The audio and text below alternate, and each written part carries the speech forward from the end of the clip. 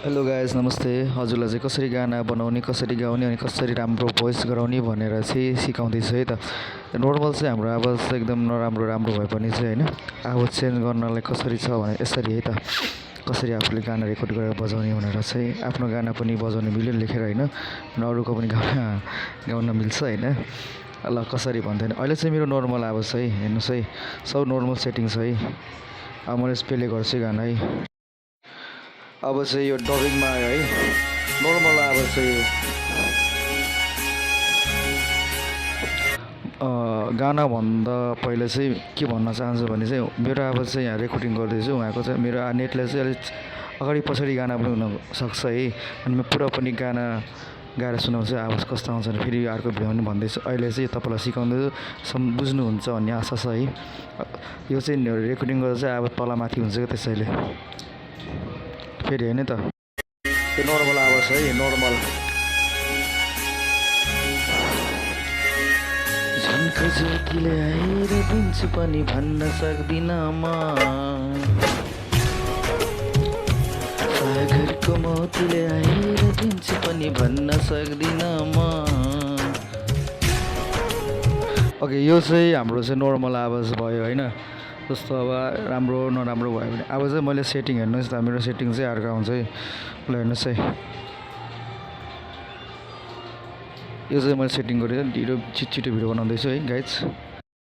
अब यो चाहिँ डबिङ होइन त, सुन्नुहोस् है त।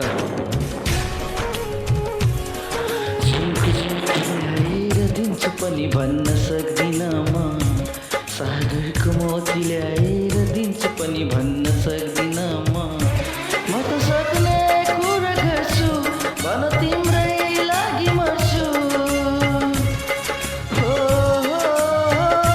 म त तिमी बिना पागलै हुन्छु, एक्लै एक्लै हाँस्छु, हो एक्लै रुन्छु।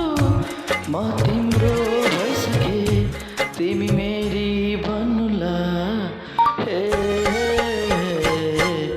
नाइन भन्नुला, यसरी छ है। अब चाहिँ हजुरहरूले चाहिँ कसरी सेभ गर्ने भनेपछि चाहिँ यहाँ जाने है, ट्याक्क लगाएर सेभ जाने। अब चाहिँ हामीले चाहिँ सानो मोटो सानो आवाज गायब हुन्छ यसरी हेर्नु है। पनि भन्न सक्दिनँ म, यो चाहिँ हाम्रो चाहिँ रेकर्डिङ गर्ने। अब हजुरले कत्रो मोटो पातो सानो सानो होइन, जसरी आफ्नो आवाजमा राख्ने हो। भिडियो चाहिँ धेरै लामो नगरौँ भन्ने चाहिँ बताएको छ। अब चाहिँ यो गानालाई चाहिँ म चाहिँ नेक्स्ट पार्टमा चाहिँ तपाईँले गाएर सुनाउने छु होइन।